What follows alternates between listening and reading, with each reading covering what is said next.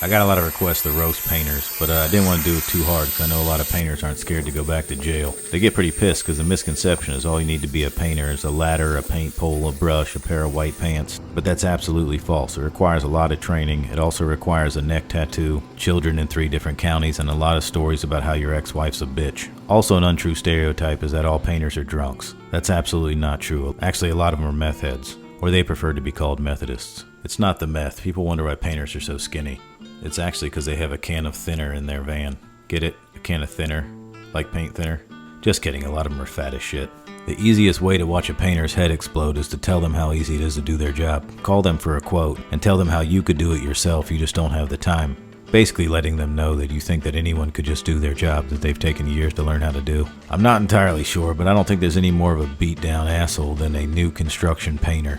This is probably the most miserable person on a job site. What the new construction painter has to do is go in there and put a nice coat of paint on all these fresh new walls. Then watch the electrician with his dirty fingers get it all over the place when he's putting in all his outlets and such. Then a superintendent goes in and asks him to touch it up.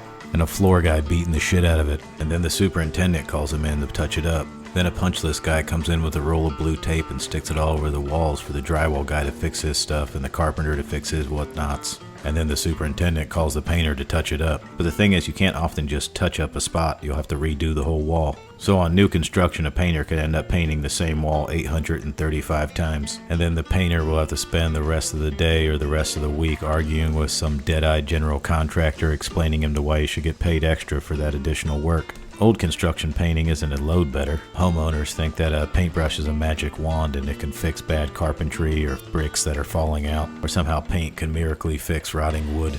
I would say the plus side of being a painter is you get a lot of oohs and ahs for your work. Most homeowners don't ooh and ah over wiring or a well-framed wall. But if you do a halfway decent job painting a dining room, some designer's gonna explode in their pants, like you did the entire job yourself.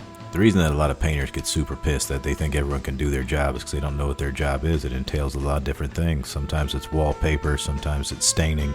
You gotta understand what you're putting the paint on.